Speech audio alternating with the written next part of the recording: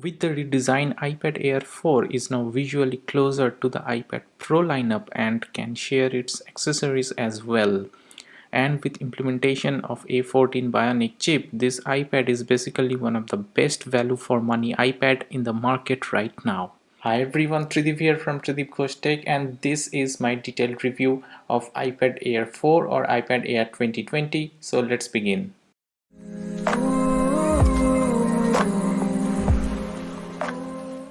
In this review, we'll be covering 5 important aspects of this device. First, the design. Second, hardware details. Third, camera and battery life. 4, performance. And the fifth, finally, the overall verdict about the device. I'll be also making an accessory video separately later, so do subscribe and follow the channel for that. First, the design. So here is the green iPad Air, and it's one of the 5 colors this year. This pastel shades looks fantastic. As I mentioned earlier, design wise this iPad looks a lot similar to the iPad Air square up design, with some few exceptions in the screen, camera module, speakers, biometrics, etc. There is a large power button at the top which houses the Touch ID sensor as well. This is the new integration Apple has made for this device. We hope to see the same integration with iPhone as well in the future alongside the usual Face ID. The power button is large enough and works perfectly with your index fingers. You should register your both index fingers for a seamless performance. Alongside that, we have a microphone and 2 speaker grills. On the right side, we have the volume up and down and the connector and charging port of Apple Pencil 2. At the bottom, we have a USB-C port for charging and accessory connection, 2 more speaker grills. Left side is completely clean. At the back, we have the smart connector for connecting supported devices such as Apple Folio or Magic Keyboard, a single camera module, another microphone, and the Apple logo.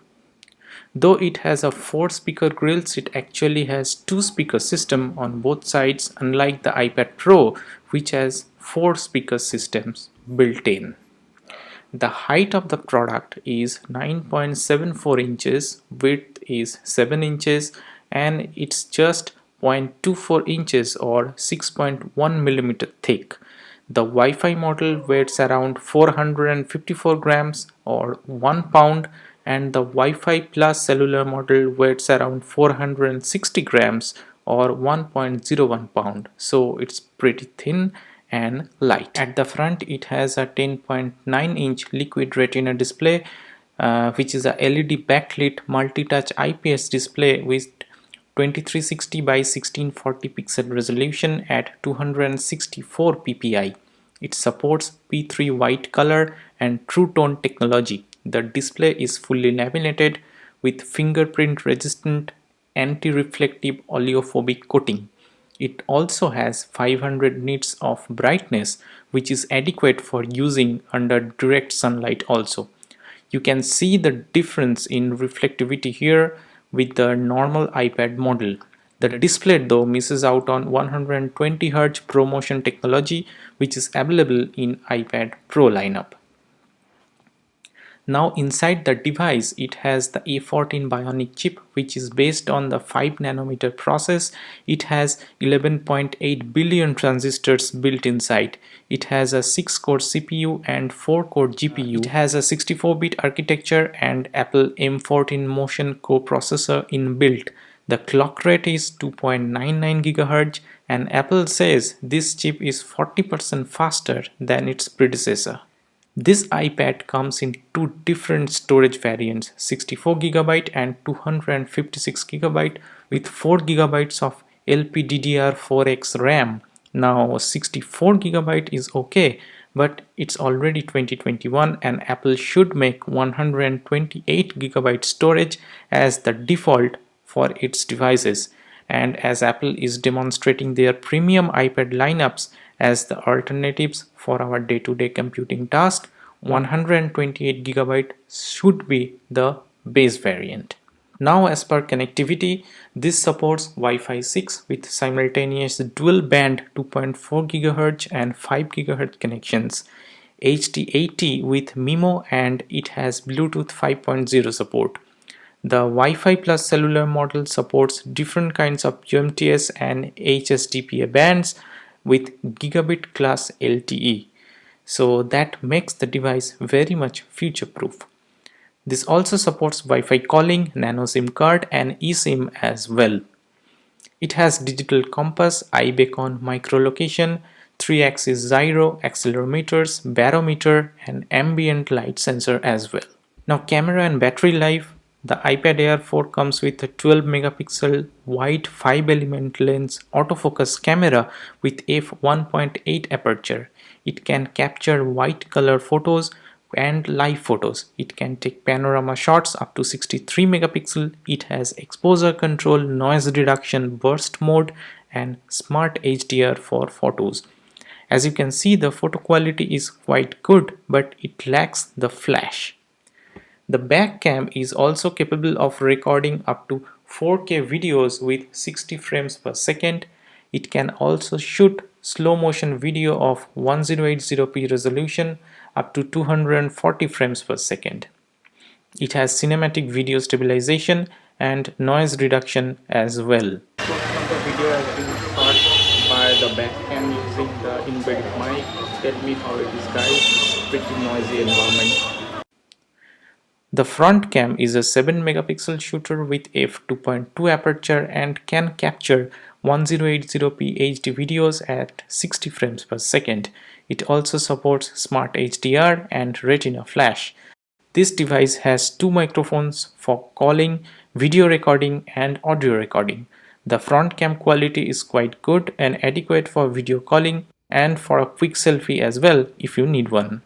Now this iPad has a built-in 28.6 watt-hour rechargeable lithium polymer battery which provides up to 10 hours of web surfing on Wi-Fi or watching videos. The Wi-Fi plus cellular model will last up to 9 hours for web surfing using the cellular data network.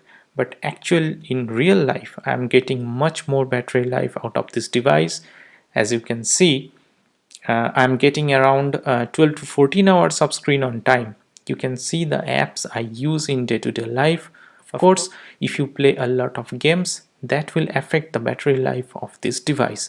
This device comes with the Apple 20 watt power brick and fast charging support, and it takes around 2 hours to fully charge the device. So battery and charging is not an issue for this device at all. Now the performance with the latest A14 Bionic chip, this device provides some blazing fast performance, and this makes the device future proof as well. The device was released with iPadOS 14.1 and it's now running 14.2 pretty smoothly. The device is more than capable of doing day-to-day tasks as well as heavy tasks like rendering 4K videos and editing photos with ease. With a keyboard and mouse support, this will definitely fulfill your day-to-day computing task as well. You can buy Apple Magic Keyboard or Apple Folio Keyboard if you want a complete laptop type experience, and if these are costly for you, then just buy any Bluetooth keyboard and Bluetooth mouse, pair it and you are good to go. This is good for heavy gaming as well with minimal hitting, 0 frame rate drop at high settings. Apple Pencil 2 is another inevitable part of this device. With Scribble support, low latency and laminated display, Apple Pencil is just the accessory you need for scripting, drawing, editing and of course all other day-to-day tasks. Even if you are not an artist, I will suggest you to buy the Apple Pencil 2 with this iPad. Now let us check the Geekbench 5-year. Here you can see, as you can see, this device score 1595 for single core, and have a look at the comparison with the iPad Pro scores here. The iPad Pro is at 1120 only, so this iPad has just smashed the Geekbench single core score. The multi-core score is 4256 and iPad Pro performs better here with A12Z chip, mostly due to the extra GPU core. but this device is not that far from it at all. Now let us play an YouTube video from my channel. As you can see and hear, the video content watching is awesome in this iPad. Hi everyone, Tridib here from Tridib Ghosh and welcome to another video. This is a quick unboxing video of the newly released iPad Air 4. So the overall verdict about this device is positive from every possible angle. Whether you are a professional, an artist, content creator, student or a gamer, this is the iPad for you. With starting price of $54,900 here in India or $599 in US, this is the most value for money iPad available right now. If you don't need the promotion display or extra camera and LiDAR sensor, there is no need to go for the iPad Pro right now. Buy this one and save money. With a 14 Bionic chip, and as per the Apple track record, this device is going to be supported by Apple for at least 5 more years. So that was the video guys. If you have liked it, please click the like button and share it with your friends. If you have anything more to say about the iPad, please comment and please subscribe to my channel for more such contents. Thank you for watching. This is Tridib and I hope to see you in my next video. Peace.